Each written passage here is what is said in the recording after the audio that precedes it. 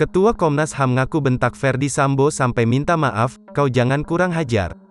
Ahmad Taufan mengaku murka dengan Ferdy Sambo karena dinilainya Ferdy Sambo berlaku kurang ajar.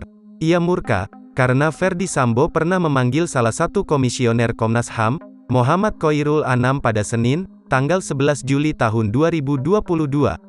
Pertemuan antara Ferdy Sambo dan Muhammad Khoirul Anam tersebut terjadi sebelum kasus Brigadir J mencuat ke publik. Melansir tribunnews.com, ia mengakui, pada tanggal 11 Juli tahun 2022 sekira pukul 12 siang, Anam yang ditugaskannya jadi liaison officer terkait kerjasama Komnas HAM dengan Polri, sempat meminta izin untuk bertemu Sambo.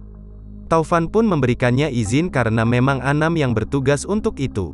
Taufan menjelaskan selama ini Anam adalah orang yang sangat disiplin dalam melaporkan pekerjaan kepadanya. Hal tersebut, kata dia, termasuk dengan tugasnya sebagai Lo Komnas HAM dalam kerjasama dengan Mabes Polri terkait pengawasan. Mendengar cerita Anam itu, Taufan sudah menaruh curiga terhadap Ferdy Sambo. Ia lalu menanyakan apakah Sambo memberikan uang kepada Anam pada pertemuan itu. Saya tanya, "Kamu kasih uang gak sama Anam?" Dia bilang, "Enggak, ya sudah, kalau ada apa-apa nanti kau harus kasih kesaksian yang sama. Jangan nanti berubah. Saya gugat kau nanti kalau macam-macam," cerita Taufan. Jangan lupa subscribe, share, komen, dan like ya.